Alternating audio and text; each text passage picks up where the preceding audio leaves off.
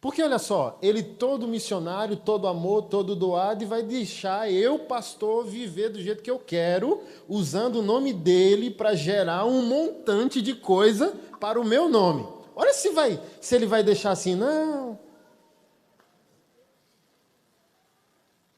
Não vai. E não é no nosso caso apenas como pastores, todos nós temos que dar uma resposta adequada a Jesus. Fala pessoal, sejam bem-vindos ao nosso canal, mas antes de assistir esse vídeo, se inscreva no canal, ative as notificações e deixe seu like. Que Deus te abençoe grandemente. E eu quero que você guarde isso com muita seriedade. Meu celular está carregando ali. E eu disse, meu Deus, que coisa séria. E eu tomei nota no meu celular.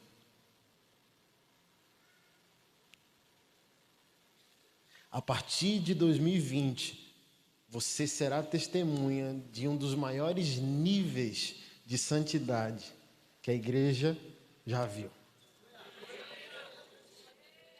E para que isso aconteça, Deus precisa cobrar o que ainda não foi cobrado.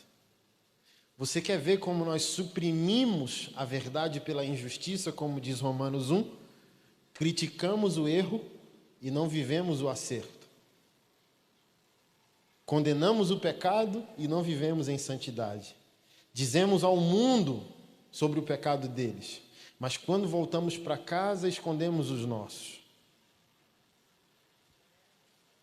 2020.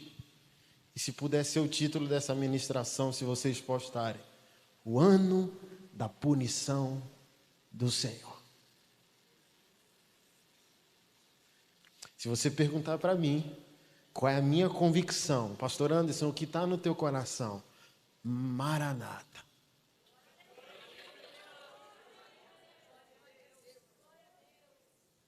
Mas o nosso grande problema é que nós fizemos uma caricatura do nosso Deus, como se ele fosse todo amor e não fosse todo Senhor. Como se ele nos deixasse para sempre fazer o que quisemos e como bem entendemos. Se não tivéssemos que dar uma resposta adequada a ele.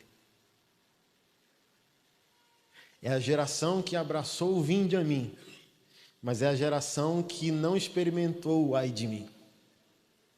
Os meus olhos viram o Rei, o Senhor dos Exércitos. Então você não é transformado quando Deus te ama.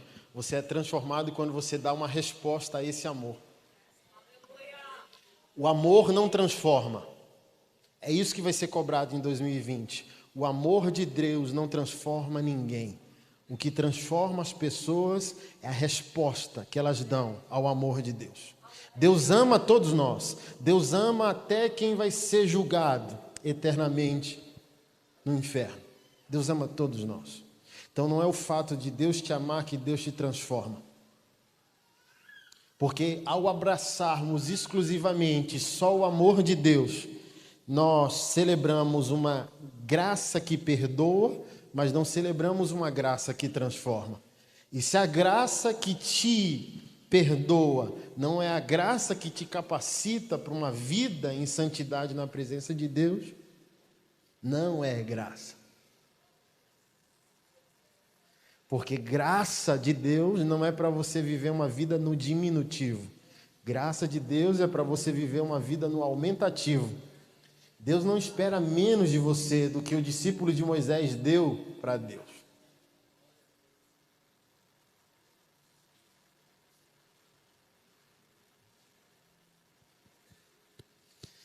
E se eu puder ajudar você nessa noite, eu vou fazer com que você saia daqui com medo. Porque eu prefiro deixar você triste por uma noite e feliz eternamente.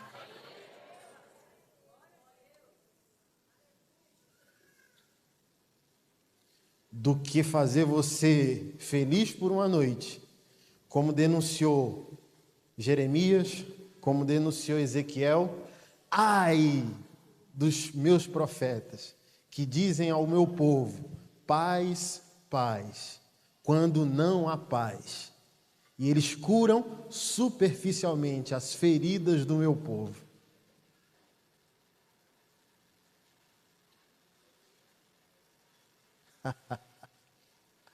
Sorria, é uma noite de boa notícia. Jesus está voltando. É uma boa notícia e uma péssima, porque ele está muito bravo com aquilo que não fizemos. E o que não fizemos também é pecado.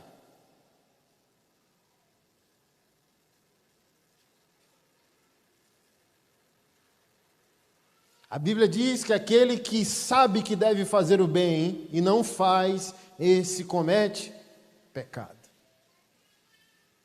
Gênesis 1, você abriu? No princípio, Deus criou os céus e só isso.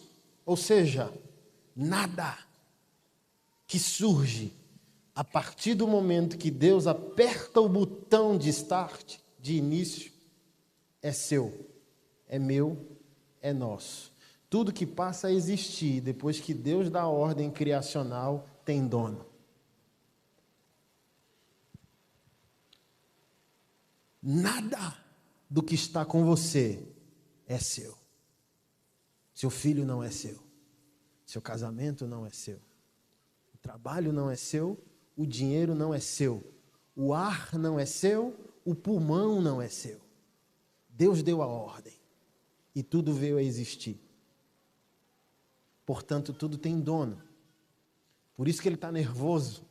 Por isso que ele vai julgar. Por isso que ele quer prestação de contas. Nada é seu.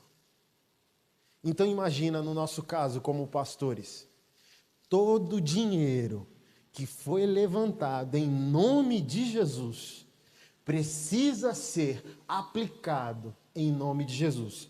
Agora vamos fazer o seguinte, conversão não anula o cérebro. Deus deu um cérebro para cada um de nós para dizer, conversão não anula seu cérebro. Pensar uma dádiva ao ponto que eu dei um para você. Então use bem. Vamos pensar, ok?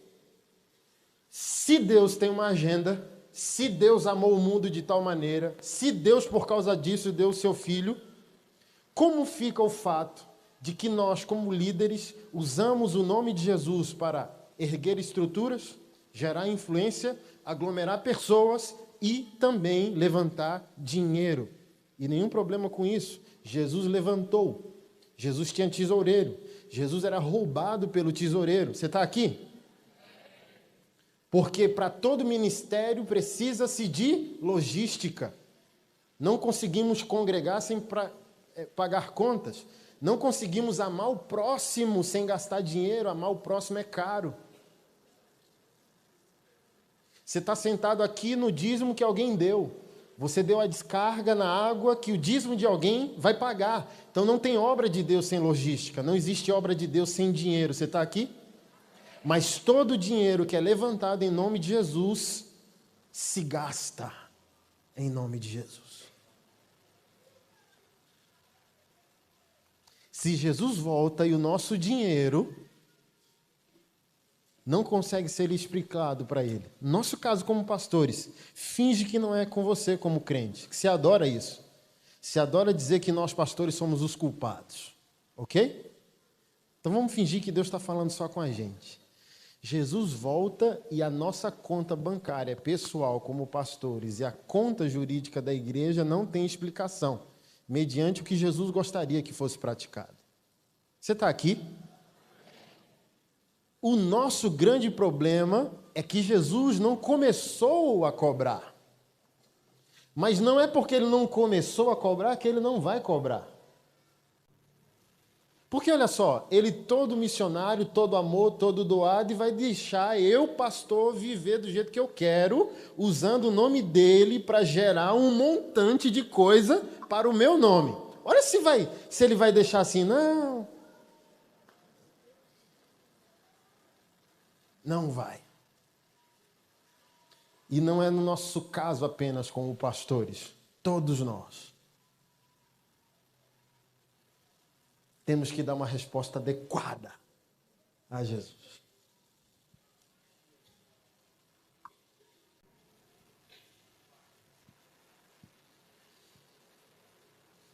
Amanhã eu vou gravar alguns vídeos para a gente refletir sobre amadurecimento da igreja.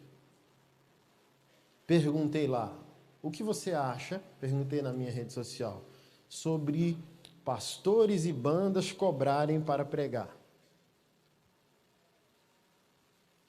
Mas também fiz outra pergunta, o que você acha sobre igrejas que não honram pastores e bandas que convidou para pregar? Porque uma reflexão dele é, há quem pague porque há quem cobre. E eu fiz outra reflexão, há quem cobre porque há quem desonre. São dois irmãos gêmeos.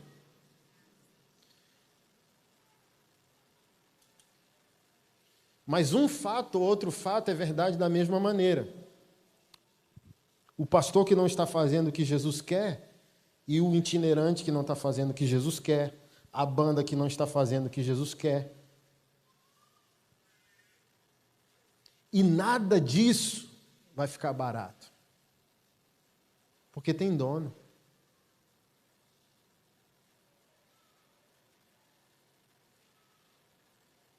É porque o juízo não veio e a gente fala, não é tão grave. Não é tão grave a igreja ter 500 mil na poupança. E aqui eu não estou falando que a gente não pode ter. Mas sobre o consolar pobres, viúvas, estrangeiros, a gente tem que votar com o presbitério. Tem dinheiro e agora a gente vai votar para ver se cuida das pessoas. É isso que muitas igrejas estão fazendo. O dinheiro está lá, mas o amor não. E para praticar o amor tem que votar. E a maioria ganha. Hã?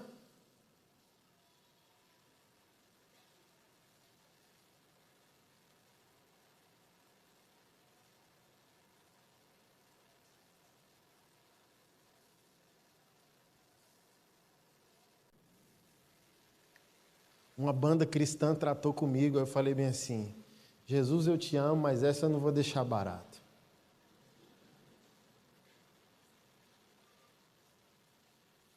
Olha, se a minha oferta não tiver na minha conta, no próximo minuto, eu não subo na aeronave. Aí eu liguei.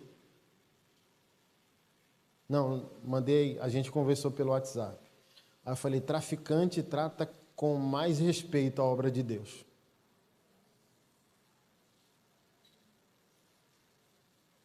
E como você pode me cobrar por algo que você não pode vender? Ou você vai subir naquele altar para me vender o tempo de adoração que você vai dar a Deus e ao povo de Deus? Porque uma coisa é valor, outra coisa é preço. Preço não pode, tem que ter valor. Por exemplo, para eu sair de casa é caro. Eu tenho 3 filhos, uma esposa, um filho especial. Eu tenho 14 projetos sociais. Então, a minha saída prejudica a minha mesa de trabalho. Então, vamos chegar a um denominador comum, pastor? Quer que eu vá pregar na sua igreja? Ok. Olha, minha saída é 1 dia, 2 dias que eu vou sair. Eu deixei de trabalhar aqui. E ao deixar de trabalhar aqui, pessoas vão ficar desamparadas. Então, só de projeto social por mês, eu tenho que botar na mesa de alguém de 48 a 70 mil reais mês. Tem mês que meu ministério itinerante faz 150 mil reais por mês. Tem noção? Quão lucrativo é esse negócio, se eu não tiver temor do Senhor? Mas eu tenho 4 contas bancárias. A gente entra nelas 4 quando terminar o culto. Se eu tiver 1.000 reais em conta, eu dou um beijo em você. Sabe por quê? Porque eu não estou brincando com você. Porque eu temo a Deus, porque nada é meu. Então, todo dinheiro que eu venha a levantar em nome de Jesus, ele tem que ser praticado em nome de Jesus.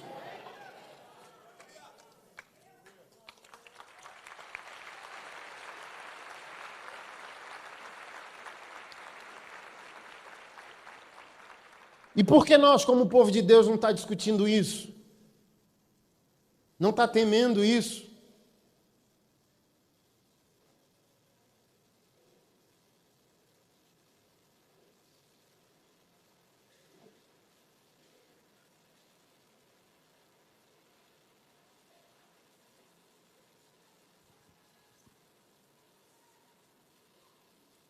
Por que não?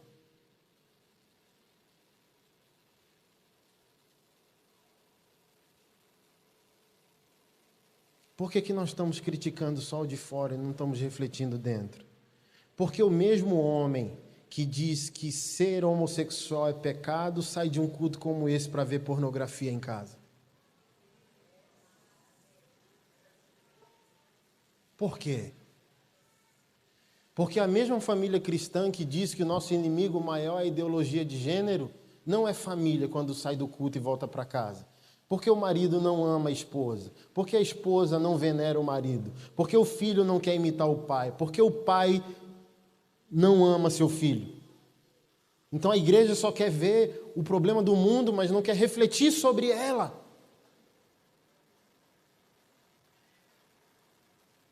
Seu calcanhar de Aquiles. E o mundo faz essa cobrança. Como que vocês podem se opor a nós e vocês não vivem a verdade na totalidade? Só vivem parcialmente. Tudo isso é errado que eu falei, e pecado. Mas essas pessoas não estão tirando nada de nós se nós estamos vivendo o Evangelho. Pelo contrário, a gente está usando nossa vida, o nosso testemunho, como prova que Deus é bom, que a igreja é a ação contínua de Deus no mundo, que o Evangelho transforma, que o Espírito Santo habita em nós. Então, eu te digo que você está errado, mas a minha vida te capacita a viver a verdade, porque eu estou vivendo a verdade. Porque a gente usa Romanos 1 para dizer que o gay está errado, mas Romanos 2, no verso 1, Paulo pergunta, por que no 1 você disse como não se deve viver e você vive da mesma maneira, de uma outra forma? No 1, o crente diz, ser gay é pecado. No 2, eu estou vendo pornografia como homem de Deus. E aí? Coar mosquito e engolir camelo? 2 pesos e 2 medidas? Lê Provérbios? Abominação ao Senhor. 2 pesos e 2 medidas. Pegar pesado para o outro, pegar leve para mim.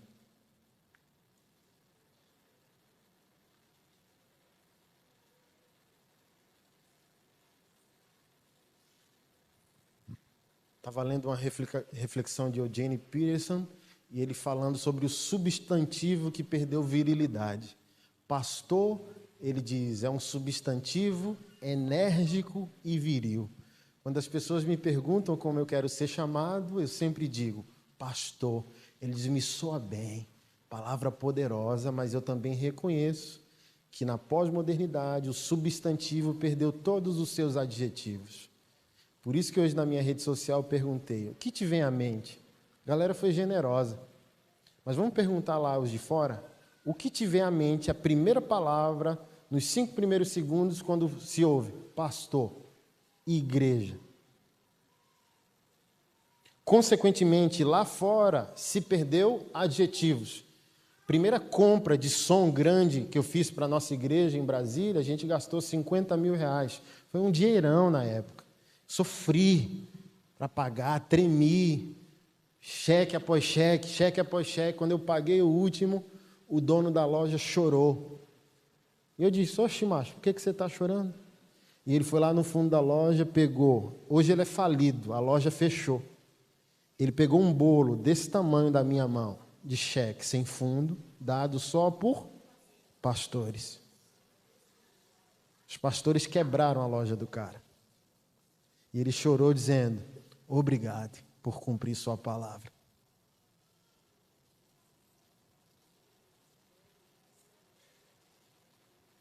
Nós nos tornamos um povo que fala de si mesmo para si mesmo. É assim que está a nossa fé. Quem somos nós?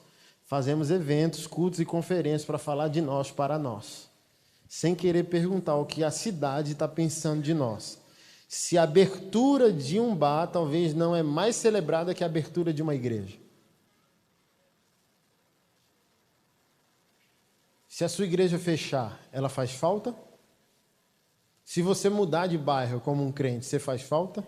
Se você sair desse emprego que você está, você faz falta? Você está aqui me ouvindo, Está fazendo falta a alguém ou favor a alguém?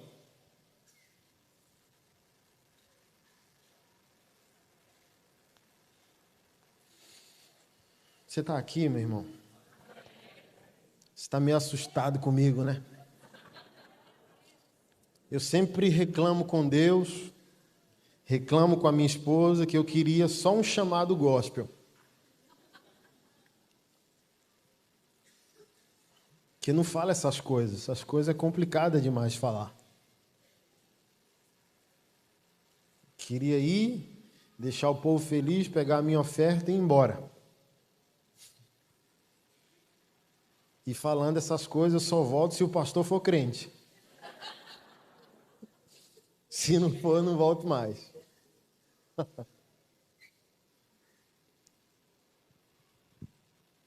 Não precisa abrir, eu só vou citar. Em Mateus, no contexto de Mateus 24, em Mateus 25, Jesus propõe muitas parábolas que pode montar um mosaico de temor a Deus. No final do 24, ele diz que o servo de Deus, fiel e prudente, é aquele que recebe do Senhor para dar mantimento aos irmãos em tempo devido. Não sei se você já percebeu, mas parece que parou os milagres. Antigamente, nos nossos cultos, tinha briga para dar testemunho no domingo, porque Deus estava fazendo com muita facilidade. Hoje não.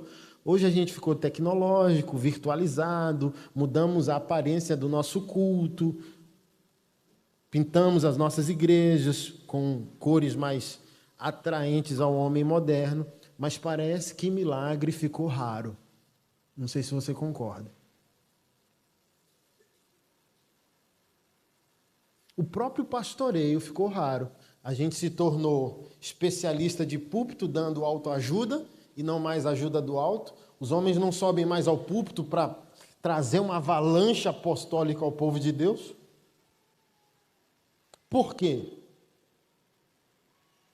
Deus fechou a torneira porque a sua ira ou a sua punição já começou a atuar. Porque aquele que foi curado há 10 anos não curou ninguém. Aí Deus, aquele que prosperou há 10 anos não prosperou ninguém.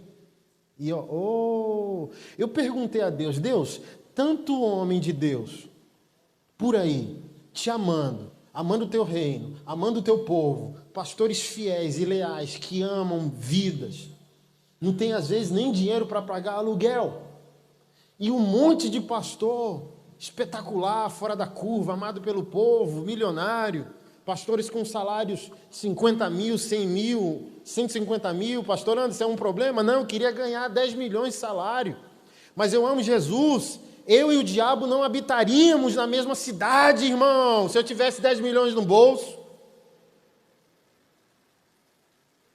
Eu seria um T.L. Osborne, que quando chegava numa cidade, dizia para o diabo, essa cidade é muito pequena para nós dois. Por favor, se retire. Então, o problema nunca é dinheiro. Porque, por exemplo, 12 apóstolos franciscanos nem tiveram recurso para pagar o funeral do Senhor.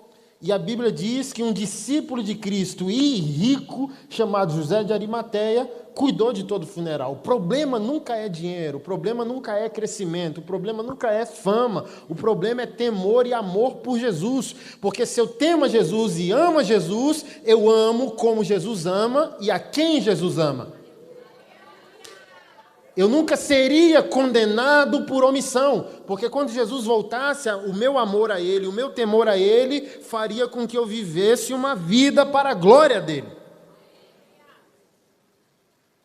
Mas eu perguntei, por que pequenas igrejas, pastores tão apaixonados, às vezes não têm o dinheiro para pagar o aluguel? E um monte de pastor grande, 1.000 membros, 2.000, 3.000, 5.000, 10.000, 20.000, não consegue ter compaixão de uma viva alma, não consegue pagar um boleto de uma luz, de uma ovelha dele que está atrasado, porque diz, falta de fé. Aí o Espírito Santo disse, quer entender mesmo? Quero. Senta aqui, deixa eu explicar para você. Todo pastor começa bem, Todo pastor um dia foi extravagante em oração, extravagante em paixão, extravagante em evangelismo, extravagante em amor às vidas, extravagante em amor ao reino e não à placa da sua denominação. Todo pastor um dia foi extravagante com dízimo, extravagante com oferta, extravagante com um monte, lembra? Não tem mais, irmão. Vou entrar aqui na internet para ouvir o pastor Anderson. Antigamente vamos para o monte, não que o monte é mais especial que o quarto, mas era uma ruptura do cotidiano que provava que o crente queria mais. Então, o poder não está no monte, o poder está na decisão de se isolar e querer mais de Deus. O propósito, o jejum.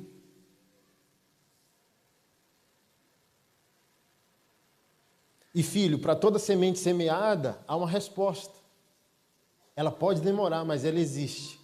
Por que eles se tornaram grandes? Porque um dia foram extravagantes, mas o crescimento é a curva.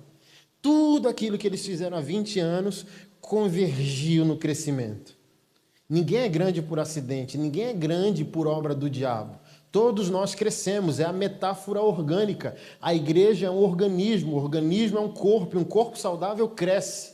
Então, se não cresce, aí que está o problema. Toda igreja cresce, porque ela é um organismo. E o pastor começou bem. Mas na hora da curva, que é o crescimento, é para ele trazer fama a Jesus, causando um grande impacto na cidade. Na hora do crescimento, ele tem um exército de vocacionados, que ele pode usar nos 5 dons ministeriais fora da igreja para fazer a diferença. Ele tem o dinheiro, ele tem o respeito das autoridades, ele tem todas as ferramentas de fazer o impacto certo. Mas o Espírito Santo diz, na hora do crescimento, quase todos vocês, e não é só os pastores, vocês me traem.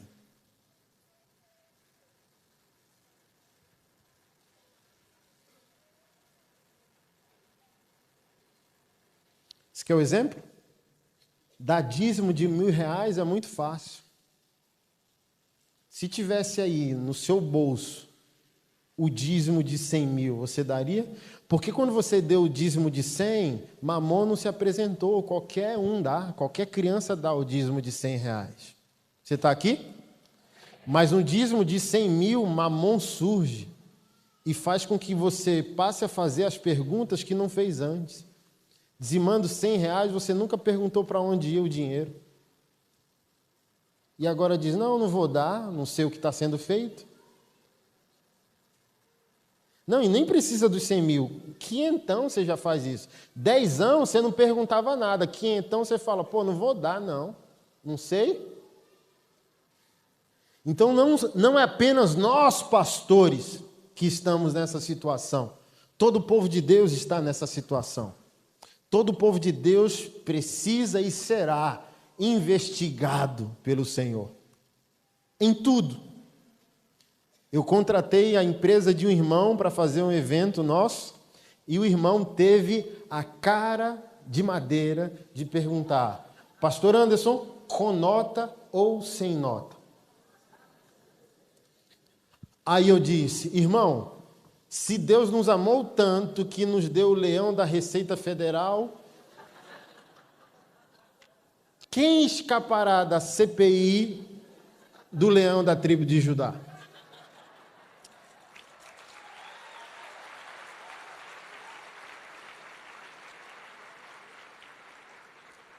Aí eu falei, é melhor pagar o imposto para o leão da Receita do que você deixar o leão da tribo de Judá zangado. Porque fui eu, nordestino, criado sem pai, passei fome metade da minha vida e a cada ano Deus vai prosperando. E a contadora vai mandando o imposto. E nessa hora a gente vê que Mamon existe. Porque na hora você diz, eu não vou pagar o imposto para um país que não funciona. E o Espírito Santo diz bem assim, você decide. Ou você se alegra de ter prosperado tanto pelo meu dom, ao ponto de conseguir pagar imposto, ou você fala para nós que você está insatisfeito e a gente devolve você para o Nordeste para você passar fome. Você está aqui, irmão? Porque eu não creio nesse avivamento cosmético, eu não creio em avivamento estético, eu não creio em avivamento de conferência. Eu creio em avivamento que pode acontecer em qualquer lugar, mas ele se torna sustentável de segunda a sábado.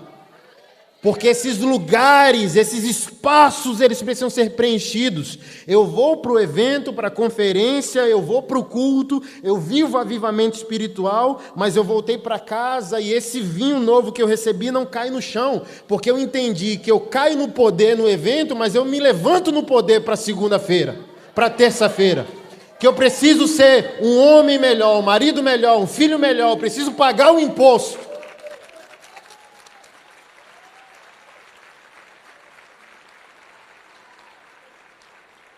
Eu preciso ter o caráter das pequenas coisas.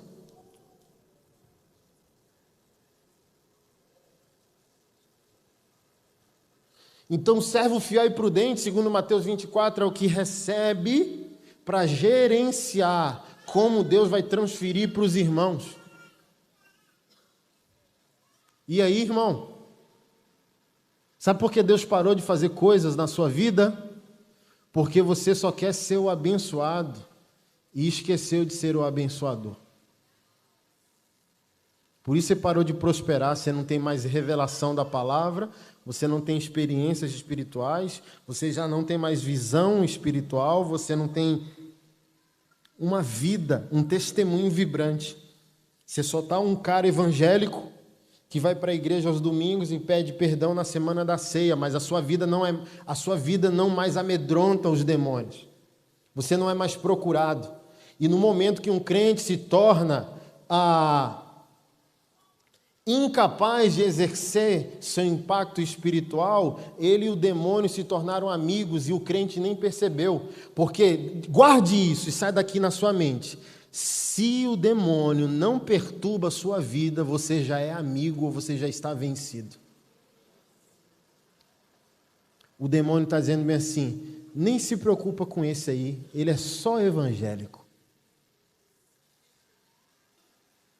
Crente avivado é crente procurado.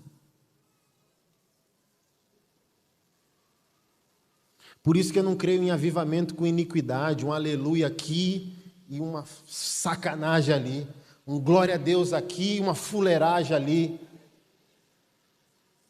um nébias, decova aqui e um xingamento contra a esposa em casa. Eu não creio nesse tipo de evangelho, eu não creio nesse tipo de avivamento. Eu não creio em você subir num púlpito, falar o que está errado na vida do outro e voltar para casa e não ter uma vida certa. Eu não creio em avivamento com maldade.